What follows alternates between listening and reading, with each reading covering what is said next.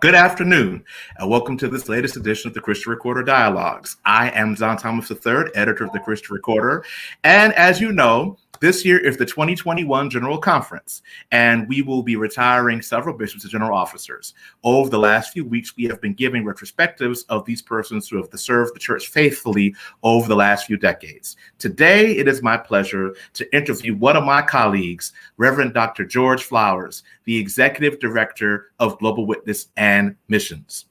Dr. Flowers came to this office in 2000, Dr. Flowers, from the Williams Chapel, Orangeburg. And you will be retiring at this General Conference after 24 plus 1 years of service. We're delighted, 20 plus 1 years of service. We're delighted to have you today to share about your ministry and what's going to happen next about this man who has traveled over 400 times for the witness of this church. Dr. Flowers, welcome today to the Christian Recorder Dialogues. Thank you for being here with us today. Thank you. Thank and you. I should say that this was to be a team interview, but due to a slight scheduling issue, we will have Mr. Lewis on tomorrow at 1 p.m. So today is all about Dr. Flowers. So I want to first begin by asking you, Dr. Flowers, people ask about becoming preachers, people ask about becoming bishops, but what motivated you to decide to become a general officer? Well, I served on the general board for 3 quadrenniums, and it was a wonderful, wonderful experience. I had the opportunity to work with other bishops and general officers, and I was inspired by other general officers doing their work, and I was always interested in missions of the church. Dr. Josephus Roosevelt Cohen at the Turner Theological Seminary and ITC taught me missions. And I was always at a high level through the missions experience. So I thought that 2000 would be a wonderful year to aspire for this great position.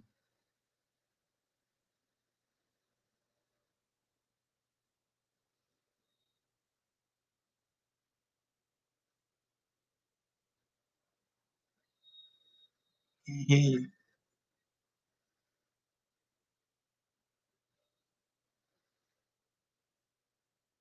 can't hear you.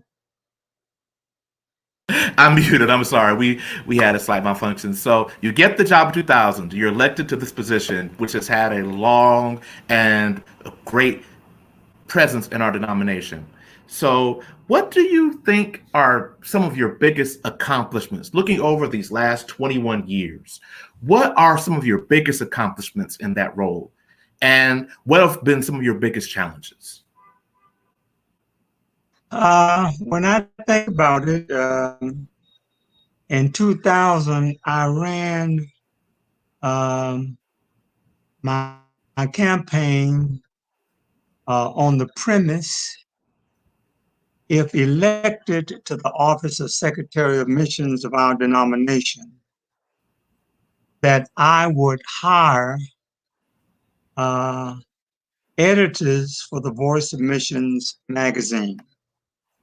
So from 2000 to 2008, I selected a retired general officer, Dr. John W.P. Collier, who served in this capacity of the church. And I also hired Dr. Jackie Grant Collier as the co-editor. And they together did a marvelous job from 2000 to 2008 to build this platform. 2009 to 2021 to the present, Dr. James S. Cooper served as editor, and the Reverend Jared B. Washington is serving as co-editor. And together they are doing an outstanding job with the Voice of Missions magazine.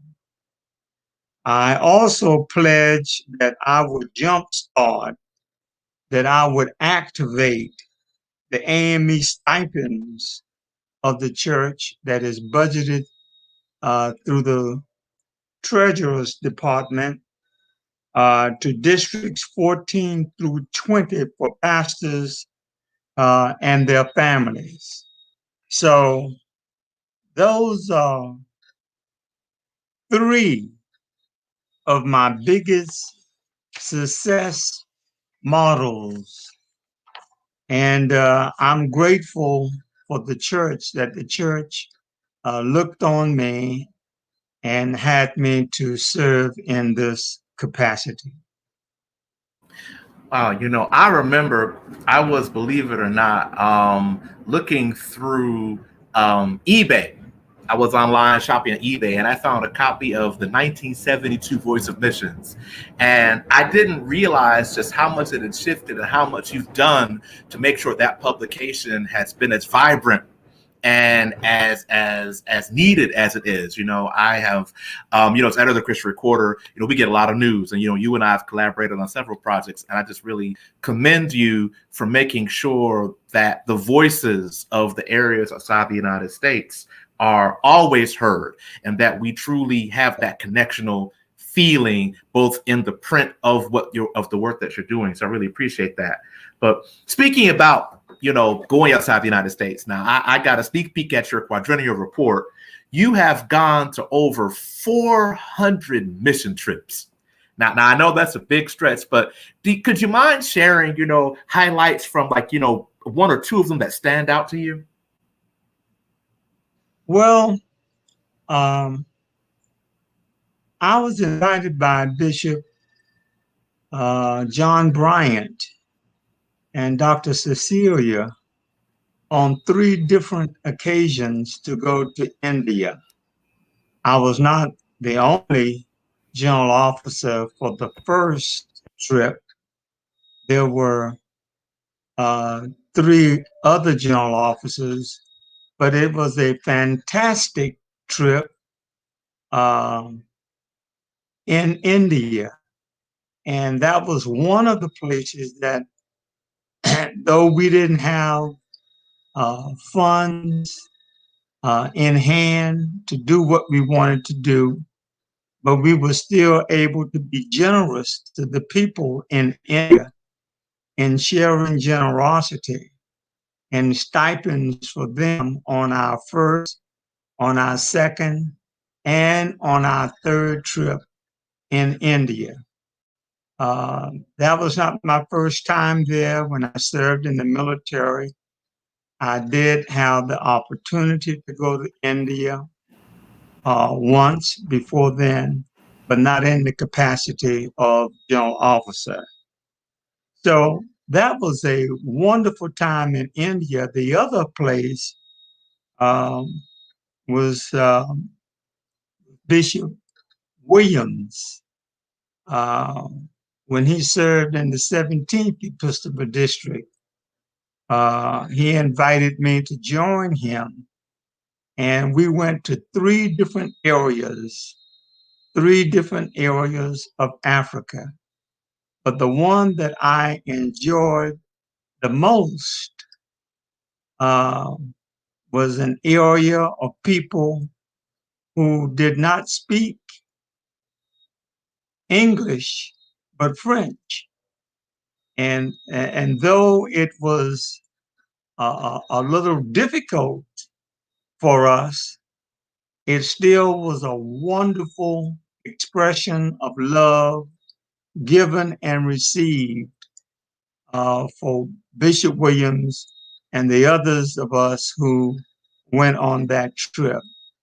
The 17th Episcopal District is a good district with wonderful people who love the church, who love God, and who enjoy being part of the African Methodist Episcopal Church. It Wow. wasn't a challenge. It was a success being there on the trip with Bishop Williams. So that was just one of many trips that I had in the 17th Episcopal District.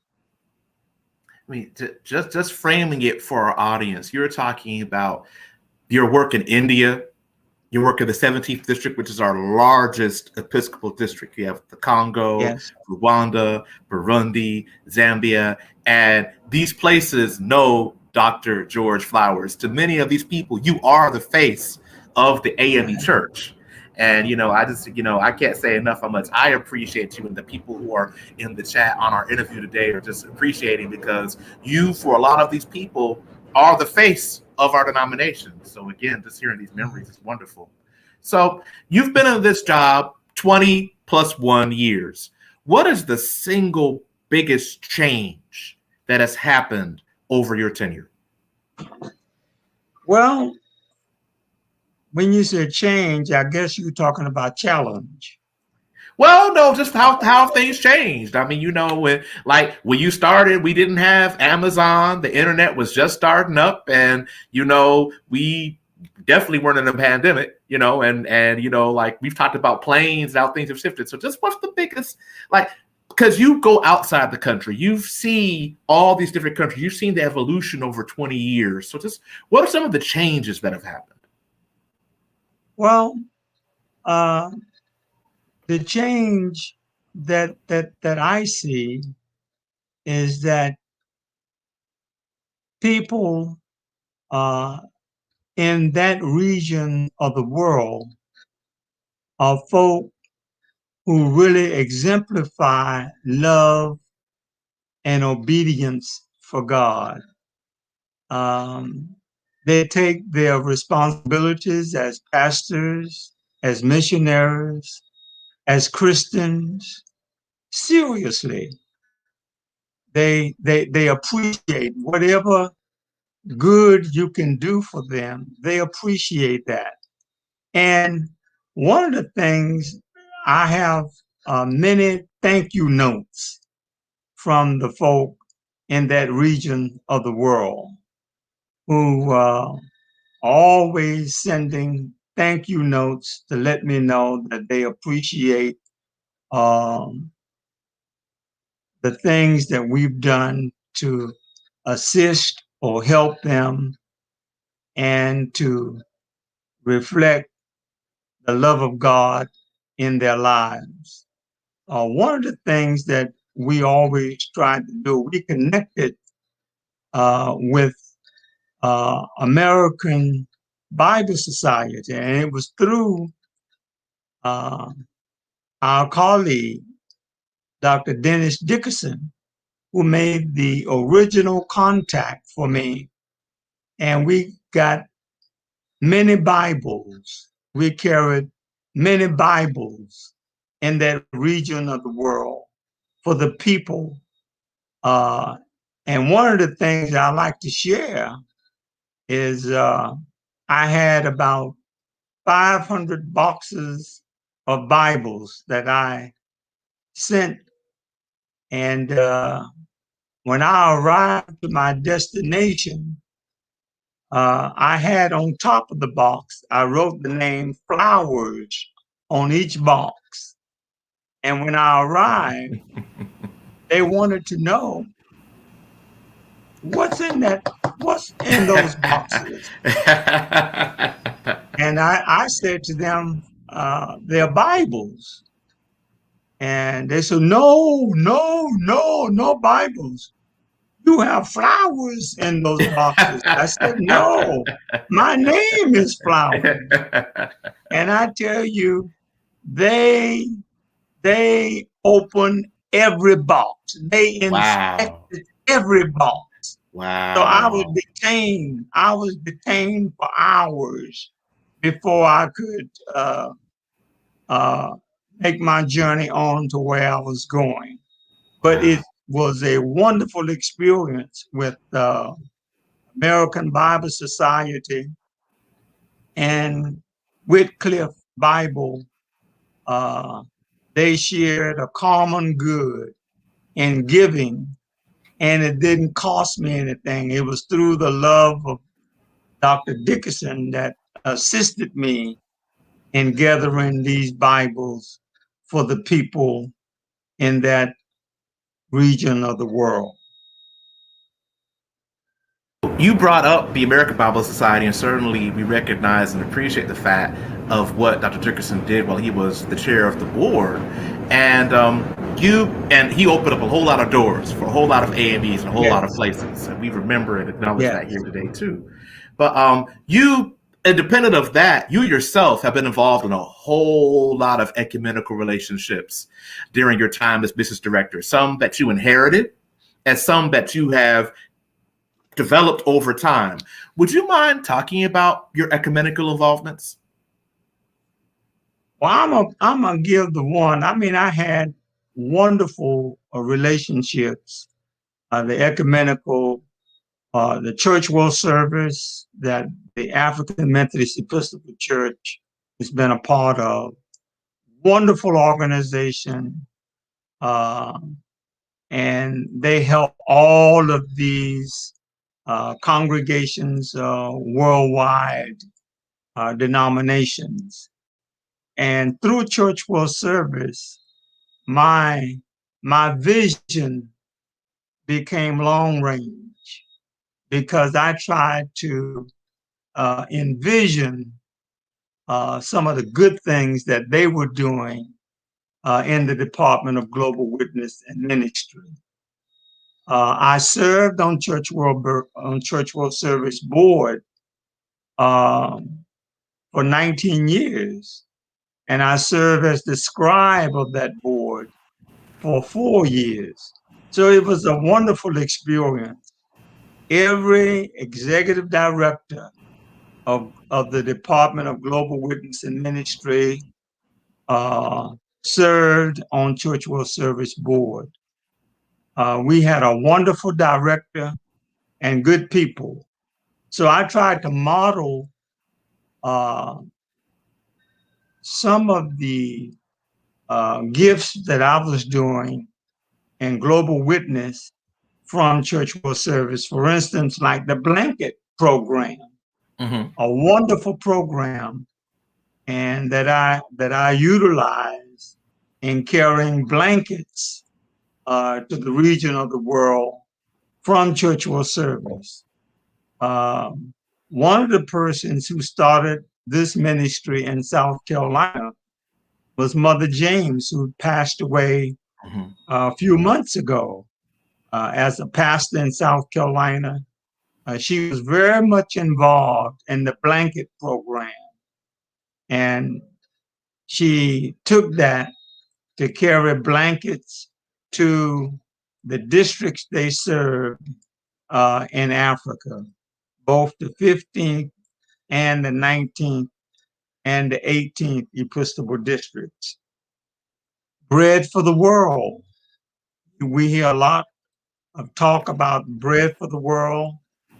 The Women's Missionary Society has a big relationship with them. The NGO, the United Nations of Non-Governmental Organization, the World Methodist Conference or Council, and colleague, Dr.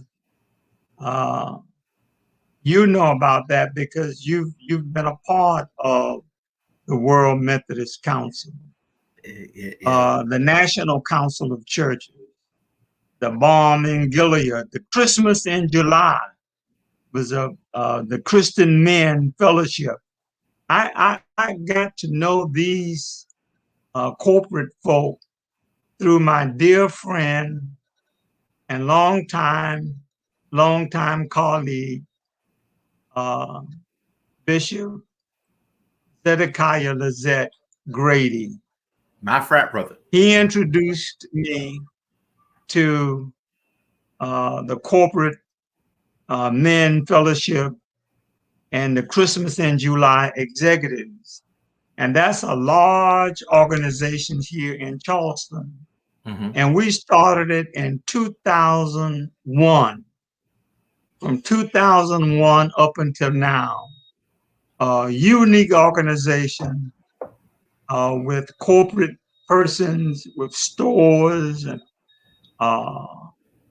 with businesses that were able to garner clothing, bicycles, devices, blankets, kits. And when we joined this organization, they were only doing these items locally, on the local level. But we persuaded them to go national, to go overseas, to help the people in that region of the world. And they did. And it was a wonderful experience because they had an opportunity to learn as I was learning. So the Christmas in July, and you know about that because you served on when you served on the general board, you were aware that this was always a part of our annual report. So we did that. And I'm happy.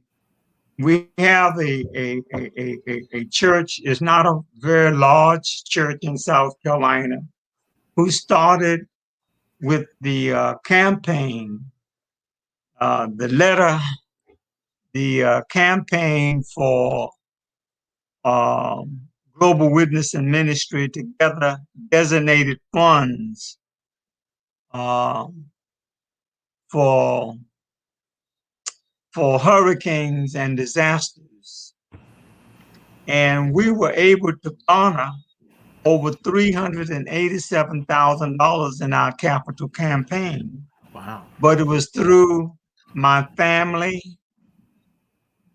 through devoted friends, through organizations like partnerships from Nazareth AME Church in Chapee, near Georgetown, South Carolina, starting in 2001. They were involved in this. And up until this day,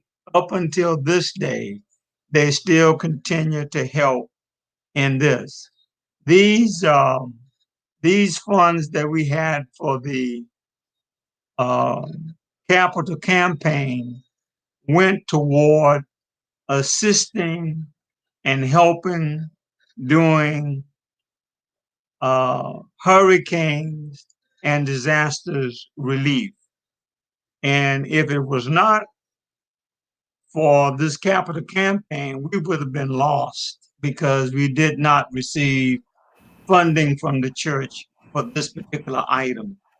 But we praise God for people like you and others in our denomination who helped us to really be true first responders of our denomination. And I guess we hinted at this earlier, but I know we've talked on several occasions, and I think one of the biggest challenges for the department has been, you're asked to do so much, and then you look at what the denomination gives, and it's basically like, well, we want you to do this, we'll go find it, and yes. And all of us found a way. Yes, you find a way. Yeah, we found a way to do it. We found a way to do it, and we thank God for it. Yeah. And you mentioned South Carolina. Now, I know before you got this job, before you were elected, you have a long and distinguished career in the pastorate, and you were elected from one of South Carolina's top churches. So would you mind, going back before the general conference, before the red and black robe, and talking about, your pastorate? What are some memories from that? Well, I tell you, At age 16, uh, well, let me go a little further back. I always wanted to be a clergy person Hmm. from a child. I always associated myself with clergy folk. I was always in church. And many times we would hurt a dog or a cat and they died. And we would have church in the yard. And I would always say, I want to be the preacher. I want to be the preacher. So I was licensed to preach at age 16. Uh, it was by Dr. Eugene Avery Adams. He was my presiding elder of the Lancaster district. And I had a little driver's license and a little piece of car of a motorcycle. And I was admitted into the Columbia Annual Conference, October 22nd, 1965. I really didn't know why the elder, because he was aged at that time, he needed someone to drive him around. And I had a license then. So I would drive him around. And from his hand to my hand, he gave me a little church while I was admitted on trial before I became a deacon in the church. And I pastored a little mission church about 4 miles from where I was born in the country. So from 1964 to 1967, I pastored this little mission church. And it was a blessing for me because I learned, I grew. And my second congregation was in 1960, from 67 to 68, the Little Mountain Circuit. It was in Little Mountain and Chapin, a wonderful congregation, but I didn't stay there very long. And at this point, I'm going to go back to when I was ordained elder, or not elder, but deacon. I was ordained a deacon, itinerant deacon, October 23rd, 1966, by the Right Reverend Carrie Abraham Gibbs. It was a wonderful experience. It was a blessing for me because I was at Allen University and I was on work study, and Bishop Gibbs, I worked in his yard, keeping up his yard, and doing other chores around the house. So he was very good to me. In 1968, I was ordained an itinerant elder by Bishop William Franklin Ball. And that was a wonderful experience. And so that transfers me back to the pastorate that I served. 1971, I pastored Western Chapel Station in Greenwood, South Carolina. And that was a good experience for me. 73, Friendship Amy Church in Clinton. That was a good experience for me. And then I went into the United States military following that for 6 years. And upon my return to the church from 78 to 80, I pastored the Bluffton Circuit in Bluffton and Hilton Head, South Carolina. That was a good experience.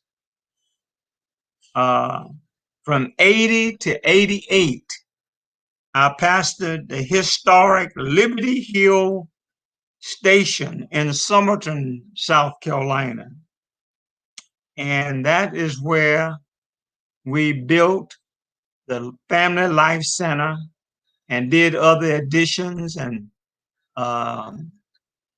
we were able to purchase a brand new pipe organ at Liberty Hill. And then the bishop sent me to Greater St. Luke and Charleston, another big fat church, from 88 to 94. And from there, I went to historic Williams Chapel, which was the queen of the crop. Historic Williams Chapel AME Church. A wonderful experience with wonderful people. And we were able to do work there at the church. And we did a Wicks pipe organ. It was built for Williams Chapel. We had good organists there. And then the Lord called me and helped me through others to become the executive director of the Department of Missions of the AME Church, which was a huge blessing. And I thank God every day for that opportunity. So I had a total altogether of 52 years in ministry, and I'm thankful. You know, as you were talking, we were highlighting through the chat, people from all over the Connectional Church. Some of them who are staying up rather late to watch this are just saying, thank you, Dr. Flowers, for what you've done. Thank you for how you've helped us, and so many stories. And I remember the first time we had lunch at the general board when I was, I think, about 22, 23 years old. And one of the things that I can say personally is that you always encouraged me to listen, to be present, and to participate. And you always encouraged me to be active. And I will always thank you for that, for being the support for me. And you supported so many other young people throughout ministry, making a way and opening doors. So that is to be truly, truly, truly commended. And I know I want to make sure that we also mention, you know, your partner in ministry, your beloved wife, Phoenicia Flowers. And, you know, and I've gotten to sit and chat with her, and, you all have three children, correct? Or yes, three. Yeah, I've seen them in the photos, but I just want to make sure that, you know, everything's on the record, because, you know, I don't want Mrs. Flowers to see this and say, "Wait a minute now, they didn't talk about." You know, so Doc, you know, as we're chatting, you know, we did hint at this a little bit earlier, but you went by it. But, you know, what were some of the challenges that you faced? Because you've had a unique job, you know, having to hold up the banner in some unfriendly places at times, and, you know, having to support bishops in ways that I know that there are many bishops who are saying, if we're not for George Flowers, I would not be here. And there's one story, one bishop, I'm not going to say the name, but I remember this story where we were there and you were like, "Bishop, don't eat that." I've been here before. And someone ate it, and the next day the bishop said, "Thank you, because I should have eaten that plate, and I'm glad I didn't." But, you know, what are some of the challenges that you faced, you know, in this unique job that you've had to do? Well, I think, you know, I don't want to make it a financial thing, but the financial piece is a big challenge when you don't have it, because the work still goes on, and you have to get out there and find the funds in order to do what you want done. I alluded to it earlier regarding the capital campaign. I thought about it during the time before I became a general officer. Someone put it in my heart and in my mind, and I prayed about it, and God led me to high. If it was not from the global campaign of global witness and ministry, we would not have been able to help in a tangible way. Because regardless of what type of disaster we had, whether it was a mudslide or a car accident or tornadoes, uh, global witness responded. I remember when Katrina happened, uh, uh, it was a huge thing. But praise God, we had some money, and we were able to share it with the bishop in that region uh, of the 8th Episcopal District. The same with when we had uh, the storm in Haiti and all the others. But every one that we had, all that we had, we were able to share the funds. We didn't keep it. We didn't use it for something else. We gave it to the people, the first responders on the ground.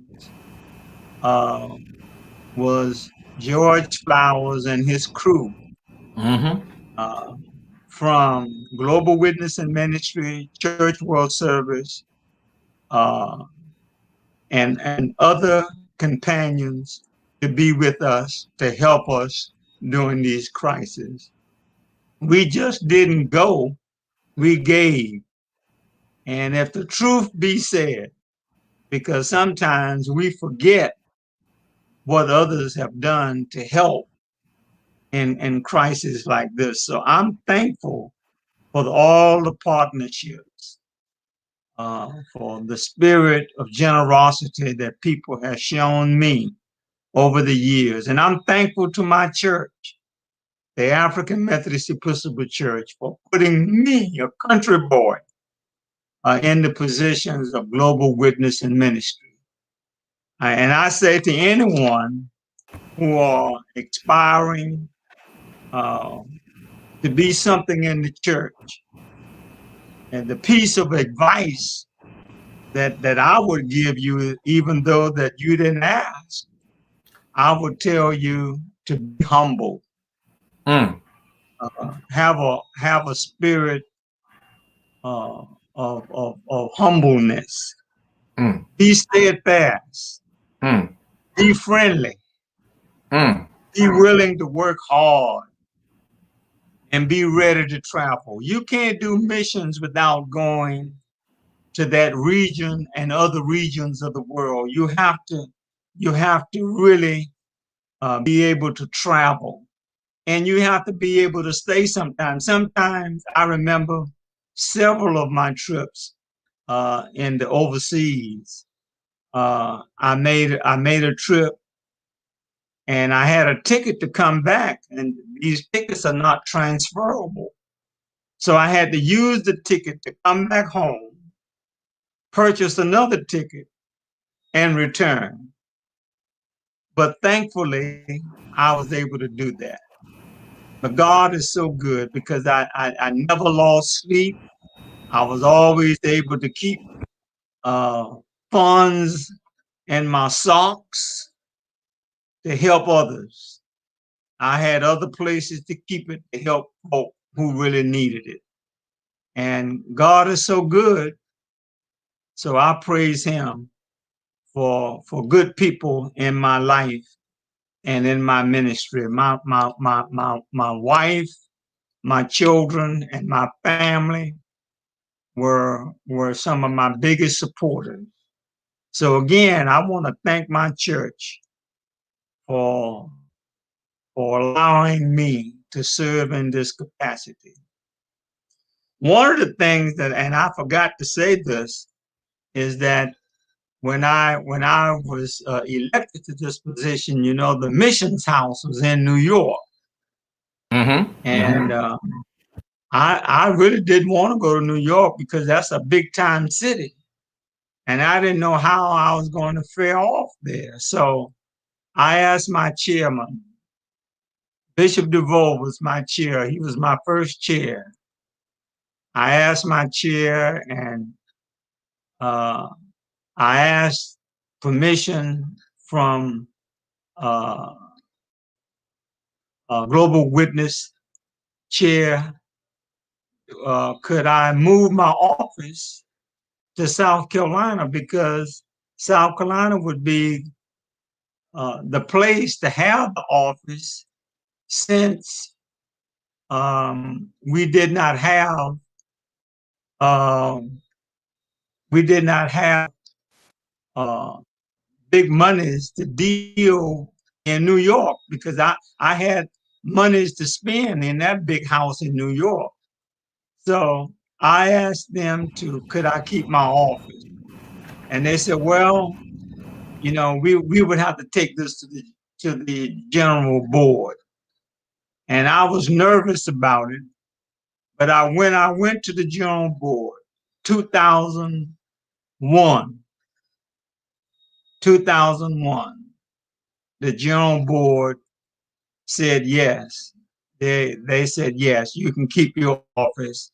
That was a big blessing for me, and that was a big blessing for Global Witness and Ministry. So I thank the Lord for giving me that opportunity to have the office here in South Carolina among some of the best people in the church. We've had lots of general officers, many that served the church, and those general officers had their offices in South Carolina as well. So I thank the church for having that opportunity to let me stay in my office in South Carolina, and that we were able to do something else with the monies rather than use it in housing uh, in New York. So we've been getting this question coming up in the chat, and I have to ask. People are like, after 21 years in the missions field, after decades of the ministry, people are asking, well, what's next for Dr. George Francis Flowers? What's next for you? What are you going to be doing aside from hopefully taking a well-deserved? You could go travel someplace that you actually want to go, so to have to go. So, what are your next plans? What's next for you? My plans is not fully developed yet, but I think I'm gonna work with some mission. I know that I'm gonna work with the organization Christmas in July, and some food pantry. Uh, that seems to be a good thing here. I'm gonna go fishing. I love gardening. I love gardening. I wish y'all could just see my yard. I enjoy doing that. Um, I'm going to take some time with other family members in Columbia. I grew up in a little place in Columbia, in the little country part, and it's called Arthurtown, South Carolina, in Columbia. And I'm going there. I'm going to my home church in Columbia. I'm gonna go there a little more often to assist them, to give them some revenue to help them. It's a little small church now. The membership is real low, so I'm going to inspire them. So I love being generous. I love being helping. Uh, so these are some of the things that's on my bucket list. that All I right. want to do. All And right. I'm going to visit every congregation Mhm. that I pastored. I'm going at least one time. I don't want to be in their way. I'm not going to preach. I'm not going to teach. I'm just going to visit to let them know I'm okay. And I want to do this before I die. I want to be able to let them know that they did.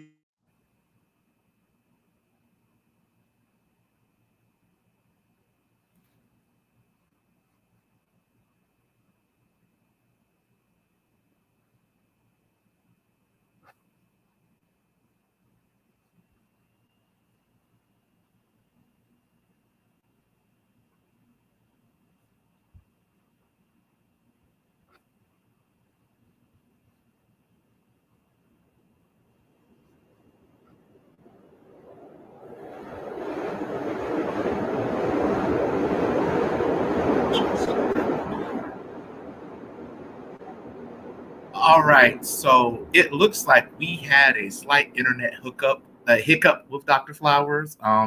We're gonna try to get him back before the end of our broadcast, but we just want to again let him know that he is truly appreciated and loved by the Connectional Church, and we will try to bring him back if we can.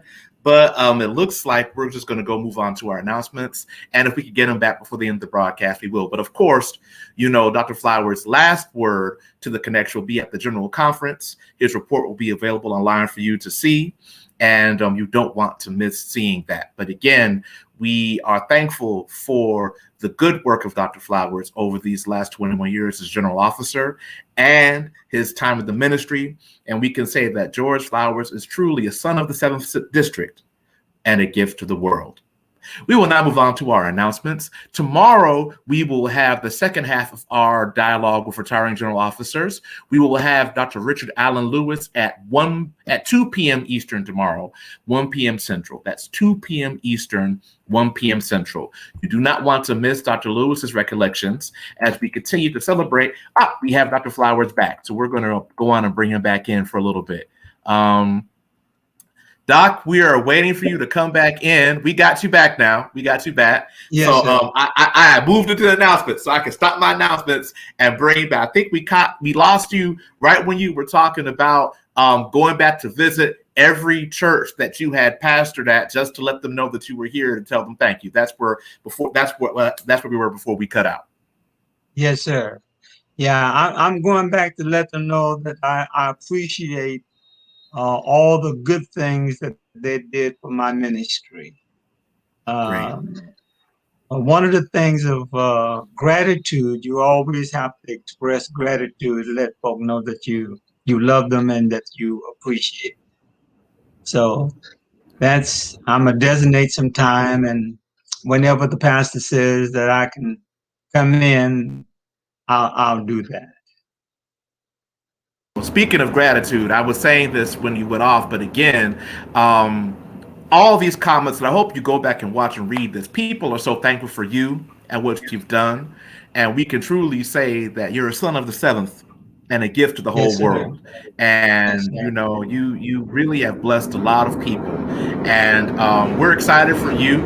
We're happy for your service, and I'm sure you'll be welcome wherever you go, whether it's in Alaska, whether it's in Zambia, whether it's in India, or in the Low Country. We know that you will be welcome. Thank And you.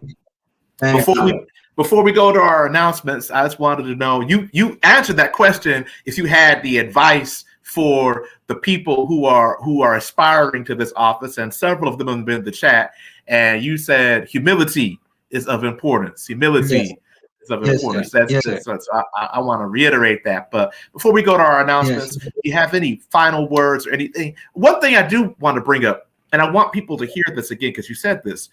You created your own capital campaign to fund your department, and you've relied yes, on sir. gifts and donations through that foundation. So if it's one thing you would tell AMEs to how they could continue to support the work of missions, what would that be?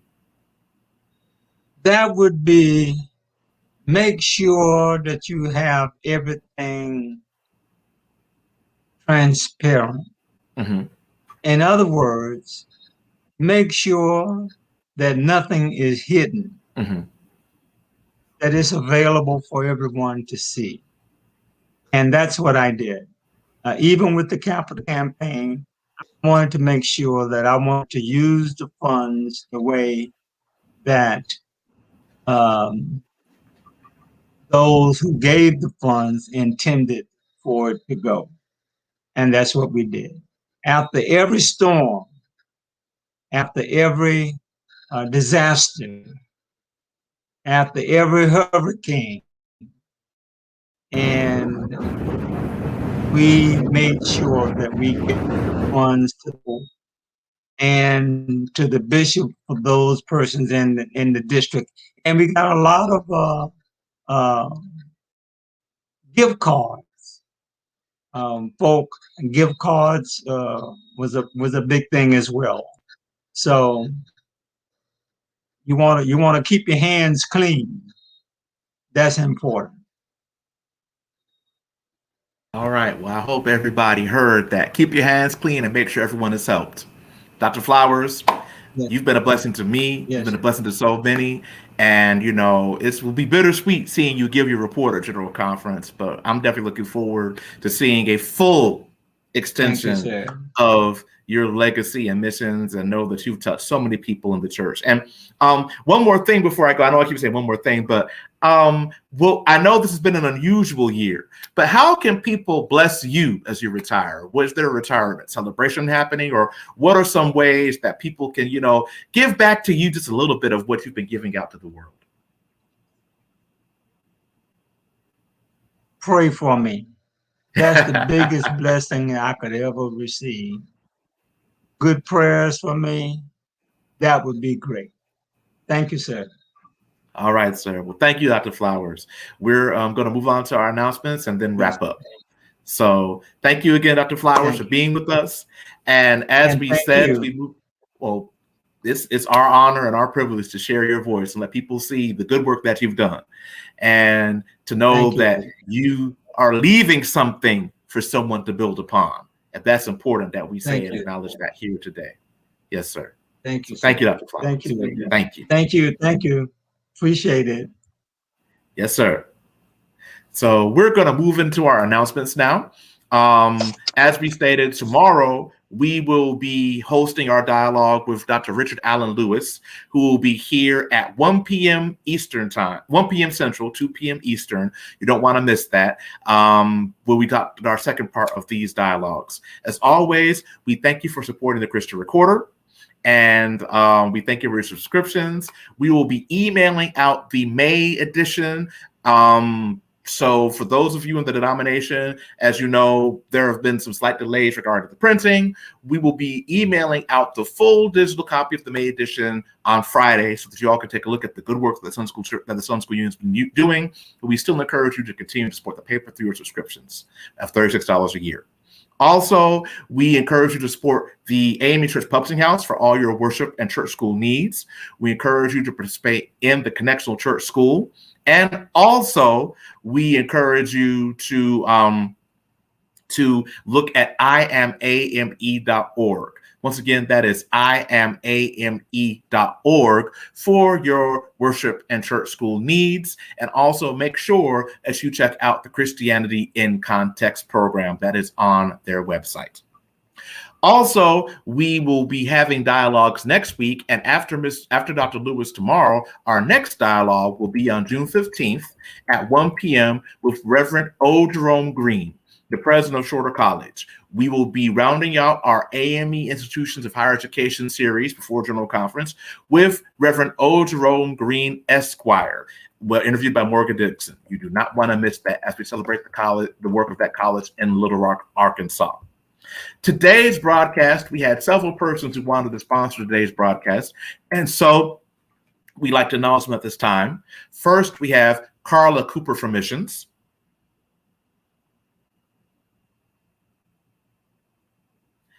We also have William Campbell from Missions.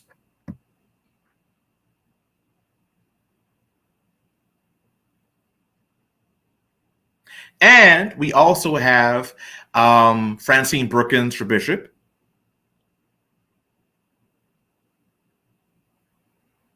And Beeman for bishop.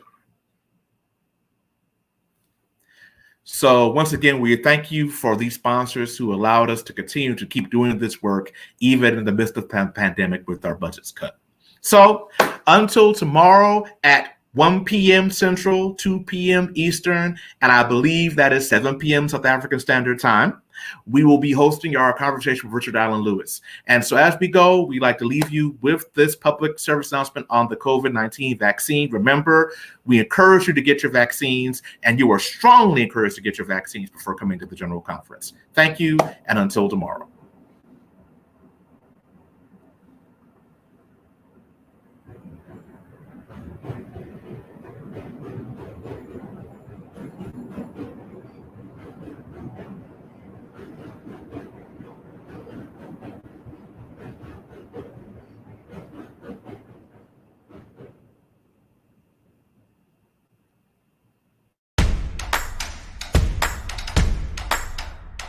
I am about to take you on a journey, and the context is Black. The Black church, it's absolutely the first institution on U.S. soil that Black people actually had control over. I think we have to keep being the church. I think we have to start being the church. And so why not I just go to the source and say, God, how is it that you would like me to respond? Because the Christian who isn't praying is just guessing. It's a question of whether I want to be a good witness or a poor witness, but I'm going to be a witness whether I like it or not. But I feel like praying right now. They believed heartily around the turn of the century, around the 1900s, that Black people would disappear. That didn't happen. That didn't The Spirit of God is igniting the hearts of human beings to fight and to resist evil. We know the government is not coming to save us. It has never come to save us. But one thing you cannot pretend. They have motives, and we need to question what their motives are and how they might work for and or against us. Hold up now, preacher. Hold up. Black people are really going through it. If we don't start to make those more inclusive places of women, of LGBTQ folk, then they're going to die off and continue to be ineffective. I do believe that we are human. I don't argue with people who have decided that I'm not. You are Alpha and Omega. We worship you, our Lord. Ooh, this is the second. It's hitting me. Wow. You're watching a live download happen right now.